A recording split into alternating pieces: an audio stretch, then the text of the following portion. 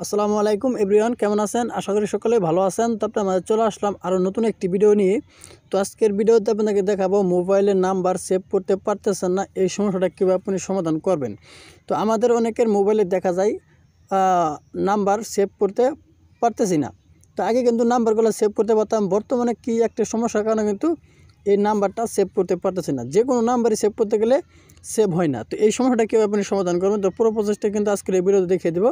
তো ভিডিওটাকে স্কিপ করবেন না, স্কিপ না করে সম্পূর্ণ প্রসেসটা দেখে থাকুন, তাহলেই বুঝতে পারবেন। তো কথার বাড়াবো না, এখন চলো তো ভিডিও মূল চলুন ভিডিওটা শুরু করা যাক। তো এই সমস্যাটা সমাধান করার জন্য আপনি প্রথমে চলে যাবেন মোবাইলের সেটিংসে। তো আমি আমার মোবাইলের সেটিংসের উপর ক্লিক করে দিলাম। ক্লিক করার পর এখান থেকে নিচে থেকে স্ক্রল ডাউন করবেন। করার পর এখানে আপনি দেখতে পাচ্ছেন অ্যাপস নামের একটি অপশন আছে, এখানে আপনি ক্লিক করে দেবেন। এখানে ক্লিক করার পর এরকম একটি ইন্টারফেস আবারও শুরু করবে। তো এখানে আপনি দেখতে পাচ্ছেন ম্যানেজ অ্যাপস, এটার উপর আপনি ক্লিক করে দেবেন। এটার উপর ক্লিক করার পর কিন্তু আপনাদের মধ্যে একটু সময় নেবে। সময় নেওয়ার পর এখান থেকে আপনি ডায়াল প্যাড অপশনটা আবার খুঁজে বের করবেন। তো আমি আমার ডায়াল প্যাড অপশনটা খুঁজে বের করতেছি। তো এই হলো আমার ডায়াল প্যাডের অপশন, এখানে আমি ক্লিক করে দিলাম। ক্লিক করার পর এরকম একটা ইন্টারফেস শুরু করবে। তো এখানে আপনি দেখতে পাচ্ছেন নিচের দিকে আছে ফরগেট স্টপ। এখানে যদি আপনার এটা কোনো থাকে আপনার এটাকে আপনি ফরগেট মেরে দিবেন। তো আমার এখানে ফরগেট মারার কোনো অপশন নাই, এবং কি আমি এটাকে আগে থেকে মেরেছি। তো তারপর এখান থেকে আপনি দেখতে পাচ্ছেন এই যে সাইডে আছে ক্লিয়ার ডাটা। তো এটাকে আপনি এখানে ক্লিক করবে। এখানে ওই উপরে দেখছেন অল ক্লিয়ার ডাটা, এখানে আপনি ক্লিক করে ওকেতে ক্লিক করে দেবেন।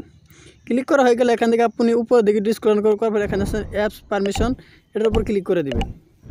এখানে ক্লিক করার পর কিন্তু আপনার এগুলো যদি সব যদি আপনি নিচের দিকে দেওয়া থাকে, আপনাকে দেখিয়ে দিয়েছি যেরকম অবশ্যই সবগুলো নিচের দিকে দেওয়া থাকে, এগুলো আপনি কি করবেন, সবগুলো অ্যালাউ করে দিবেন।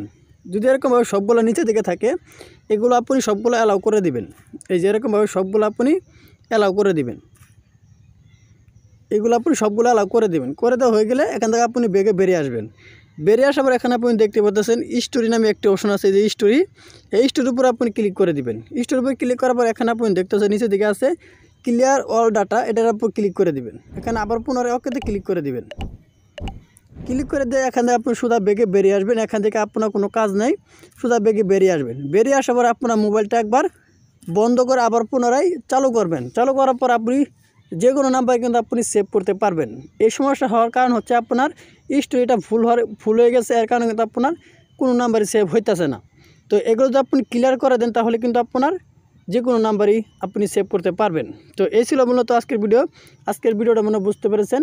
তো ভিডিও যদি ভালো লাগে অবশ্যই একটা লাইক করে দেবেন, আর প্লিজ চ্যানেলটি সাবস্ক্রাইব করে আমাদের সাথে থাকবেন। তো সবাই ভালো থাকুন, সুস্থ থাকুন, খুদা হাফেজ।